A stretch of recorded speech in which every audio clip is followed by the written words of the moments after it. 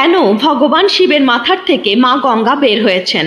আসলে একবার রাজা সগর অশ্বমেধ যজ্ঞ করেছিল, আর তার অশ্বমেধ যজ্ঞের অশ্ব অর্থাৎ ঘোড়া ভগবান ইন্দ্র চুরি করে কপিল মুনির আশ্রমে ছেড়ে দেয়। যখন রাজা সগরের 60,000 পুত্র সেই ঘোড়াটিকে খুঁজতে খুঁজতে আশ্রমে যেয়ে পৌঁছায়, তখন তারা কপিল মুনিকে চোর ভাবতে থাকে এবং তাকে নানা ধরনের কটু কথা শোনায়। তখন কপিল মুনি রেগে যেয়ে সগর রাজার 60,000 পুত্রদের একসাথে ভস্ম করে দেয়। আর সেই 60,000 পুত্রের মুক্তির জন্য গঙ্গা জলের প্রয়োজন ছিল।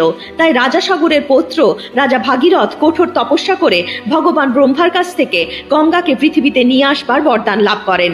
কিন্তু গঙ্গার প্রবাহ অত্যন্ত তীব্র আর বেগবান ছিল।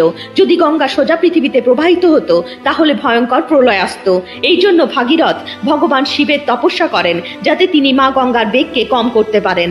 ভগবান শিব মা গঙ্গাকে নিজের জটাতে স্থান দেন আর ধীরে ধীরে গঙ্গার ধারাকে ছাড়তে থাকেন, যার জন্য পৃথিবীতে এর প্রবাহ নিয়ন্ত্রিত হয় আর সাগর রাজার সব পুত্ররা মুক্তি লাভ করে।